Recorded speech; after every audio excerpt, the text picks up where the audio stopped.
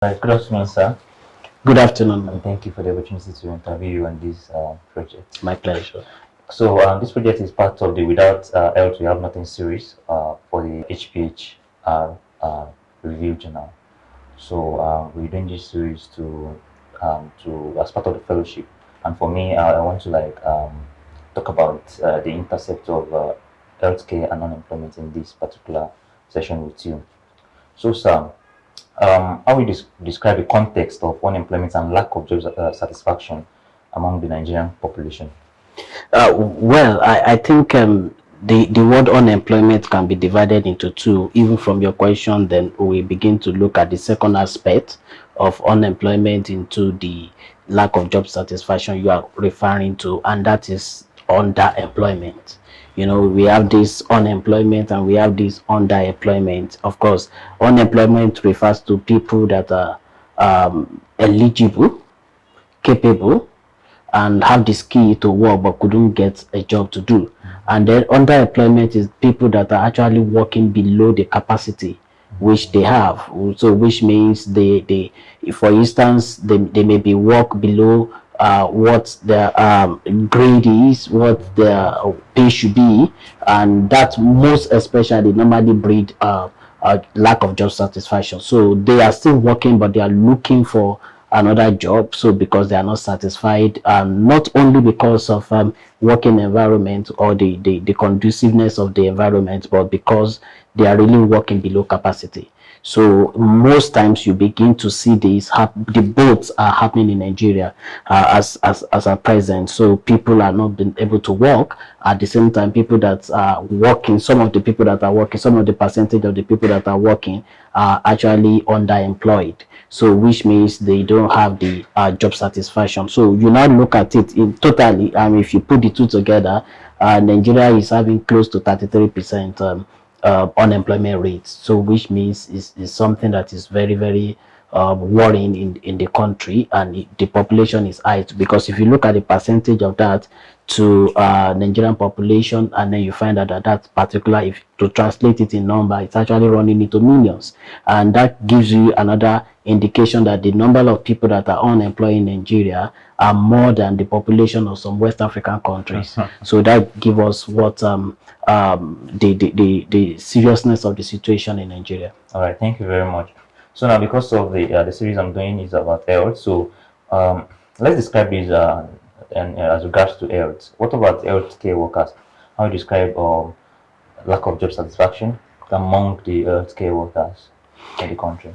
Yes, and I think we can't shy away from that, because that is also happening within the health sector in Nigeria. So when you look at that, you begin to look at and the proof of that is that the number of the health workers leaving the country looking for greener pasture outside the country, and that they are leaving the country in droves.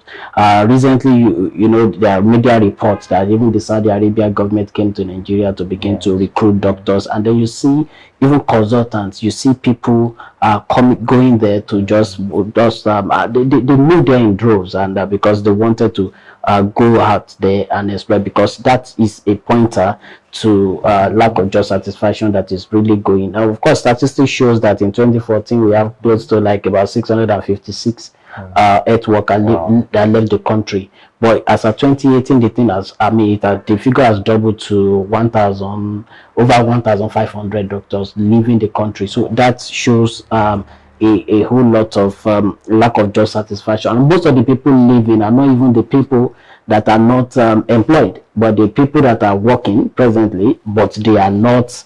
Lack of job satisfaction is actually pushing them at that. And one of the reasons why this is happening, number one, you look at the pay grade, the salary, you look at the conduciveness of the working environment, you look at the policy, health policy around the health sector. What the policy is really favorable. So most of these things have the will of breeding lack of job satisfaction, and the people will begin to leave the country. And some people can even leave the profession. If they are not even leaving the country, they leave the profession to look for another opportunity somewhere.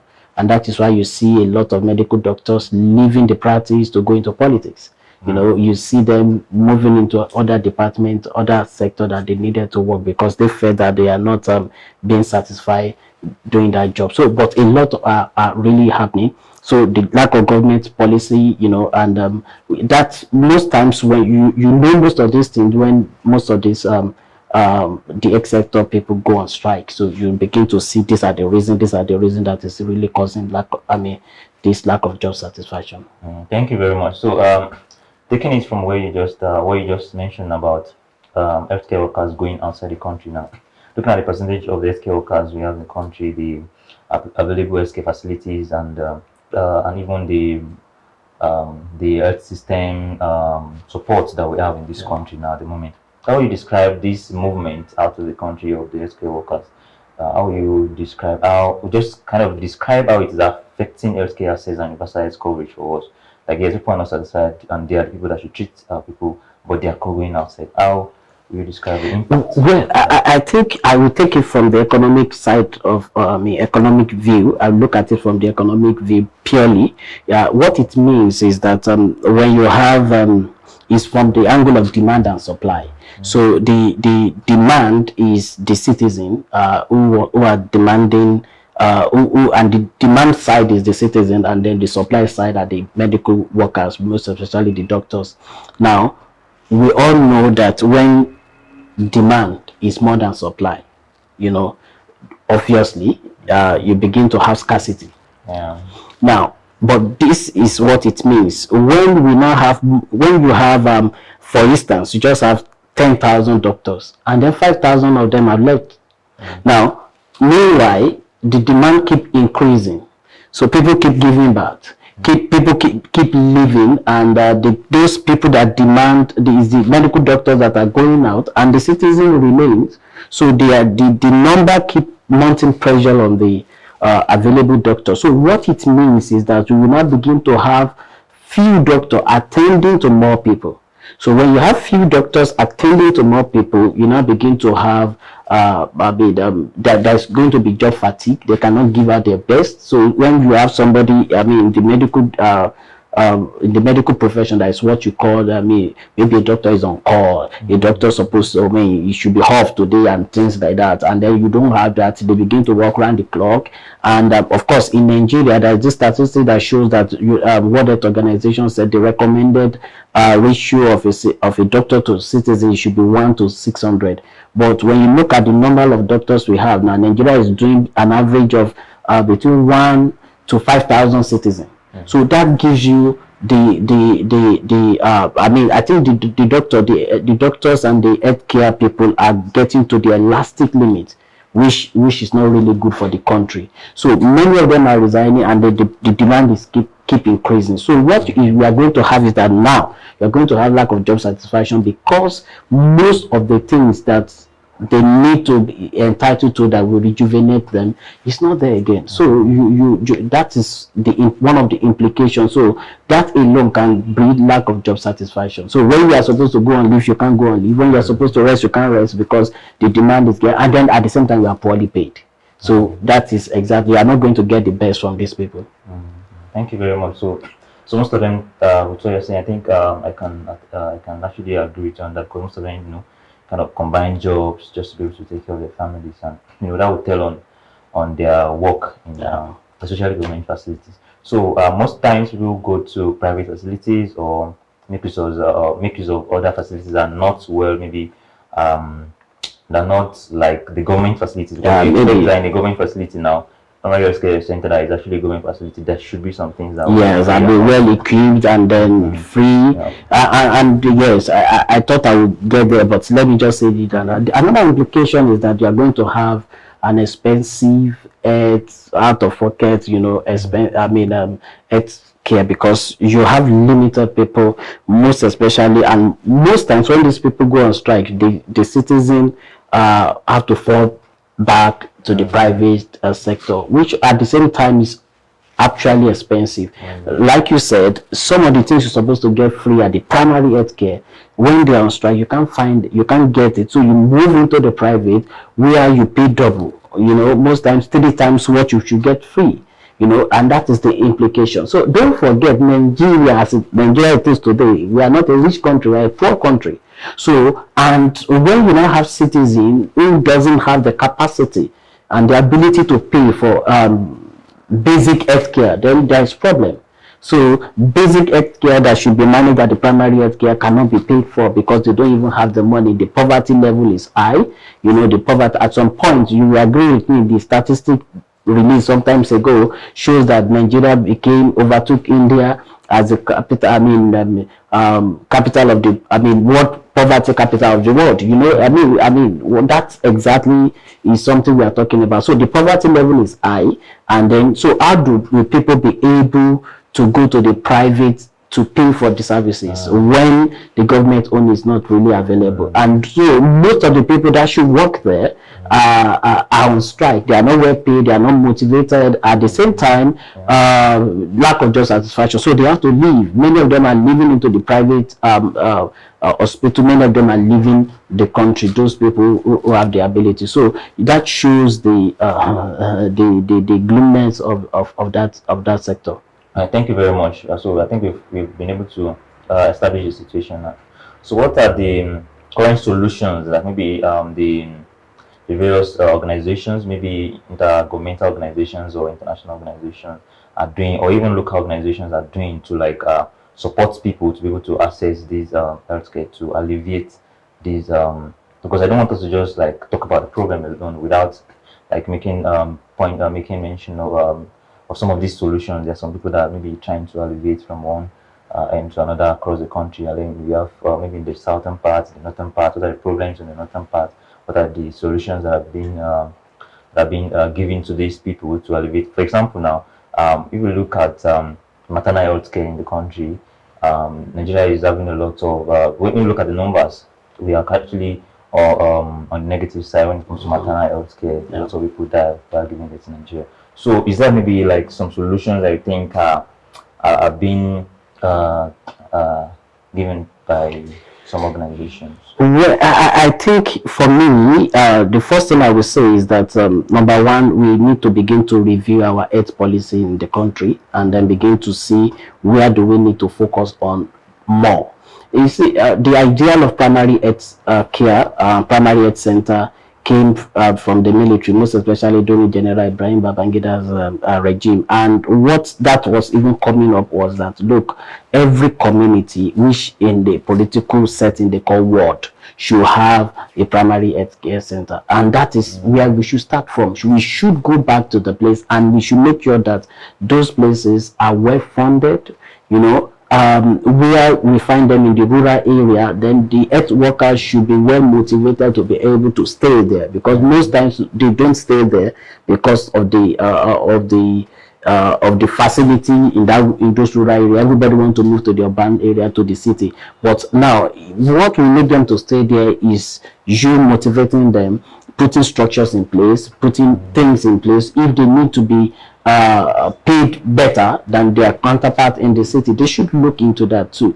So that, see, for me, maternal mortality, this problem we just mentioned now, child mortality, polio, and a whole lot of things that we are dealing with are best sorted from the the grassroots, which the primary health center should cater for. So I think government should deliberately increase budgetary allocation. That is, apart from the policy that talks about this is our focus, this is what we want to do. Number two is that we should deliberately increase budgetary allocation that will cater for most of these institutions and health centers that directly affect the rural people, that directly affect the citizen.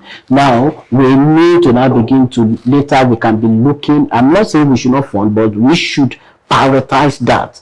And then above, probably some of these teaching hospitals that we are focusing on that even the people in the villages cannot access. So we should look into that. Do we need to now begin to say, okay, look, we want to deliberately increase budgetary allocation into these places, and then do we want to make the services free? Now, the third one I will say is that I think we need to see more collaboration between international NGOs, local NGOs and the government, most especially in the aspect of how do we provide healthcare insurance, and then for most of the people, we need to begin to look into that. Because for instance, now most of the salary are not even cannot take you home, say take home pay, cannot even take you home, not to talk of. So how do we subsidize most of this healthcare facility? Healthcare services. We need to begin to look into that. So I've mentioned it in terms of the policy. We need to regulate the policy. We need to increase budgetary allocation, and then we need intergovernmental collaboration, most especially even in the area of insurance. And not only the international organization, local organization, and the government, we also need the private sector to come in. So what is going to be their contribution? Now, government in Nigeria should now begin to probably give tax rebate to any organization that make their community social responsibility, looking into aid, funding aid and supporting aid. They should now begin to give them tax rebates and a whole lot of them to encourage them. And I think from there we will begin to move further and better as a country. Thank you very much. Thank you very much. So at least we've tried to talk about how to empower the health system now. But let's go back to the people now. How do we give power to the people? How do we make people to be able to pay? Because at the end of the day, after the whole effort of the government, intergovernmental organization, local NGOs, and a lot of support, people still have to at least pay at some point, even if it's secondary health care. So how do we give power to people to be able to access health care with out-of-pocket expenditure? Yes, not very much, not that they'll be paying so much, but at least that ability to be able to support the health care of their family members and the like. We can give power to the people. We don't have to we just don't have to. We don't have any other shorter route to this. The most important thing is that government must increase and improve the economy. That is just the truth. You see, when you look at the minimum wage, what is the minimum wage? Convert it to dollar. You are looking at if it is 30,000 as the minimum wage, or 33 as the minimum wage, or let's even use 30,000 as the minimum wage. That is today is less than $100 in 30 days. So what it means is that, you see, a dollar is to 412 naira. So which means $100 will give you 42,000 naira. So when you now have, when the minimum wage is 30,000, so it's less than $100. So don't forget, somebody that earned that, we think about food, we think about earth, we think about bees, electricity, and a whole lot of things. Then education is there for if they have a family. So you find that most of the things we are talking about here can actually not take you home. So government need to deliberately see how to improve the economy, because one of the things they've not been able to link together is that there is a correlation between when the economy is going down and people having access to healthcare system. Because when the economy is going down, people will not be able to access that. And anybody that has little money is not thinking about hospital this time around. He's not thinking about, he's just thinking of, I need to survive. And that is why they begin to patronize the quack, somebody that can give them something. For instance, if you know that you will get, if you get to the primary health center or secondary, and this thing is going to cost you for instance now 10,000 naira, and then you find somebody making concoction for you at 300 naira, you move there. Of course that concoction is injurious to your health, but they don't have option because they also need to survive. Other bees are there. So what the government just need to improve the economy. Everybody need to be empowered, and that is the way out. If you don't do that, you will still find out that people are not empowered to patronize. And then on the part of the people again, we need sensitization. They really need to know, because at every little probably headache, people are running to the secondary health care. So they need sensitization to know that this is the first stop. This is where they need to go first. And they need that sensitization to be able to demand for accountability. How many citizens are asking questions? Look, we go to the health center and there is no drug there. And then we look at the budget, provisions are made. people are not even interested in the budget, not to talk of what the budget allocation need for that health center. All these things are right there in the budget. So they, at that particular point in time, they will, so if we do our sensitization very well, they will begin to ask questions, they know where to go, and they can now begin to ask for accountability. So for instance, in the 2021 budget, 2021 budget, and you are saying, look, about 5 billion is budgeted for this. We can't see it in our community. So we need to empower the citizen to be able to ask those questions, and then from there we begin to grow. Thank you very much. I think what you mentioned is very important, because if people are not even aware of the budget or of the allocation in the first place, how can they even hold government accountable? So thank you very much for that. So we're actually running up. So what are your recommendations? Is there any other thing you want to mention on this topic now? Healthcare access, unemployment, the interrelation between the two. Well, I think the last thing I would just say is that most of the people that are employed need to begin to, I think organization, private sector need to begin to look into the best way they could subsidize the health services for their workers. And I know that, we have the National Health Insurance Scheme. So we need to now begin to strengthen that for people. Do we need to reduce the cost so that everybody could participate in that? And I think we've talked about people that doesn't even have, they are not employed, but even the people that are employed, if they are able to subsidize that. So what it means is that the people working will also have enough to spend in the economy. And then that will now begin to grow. So I think we can do it right, with right policy, with right support, with right budgetary allocation and implementation.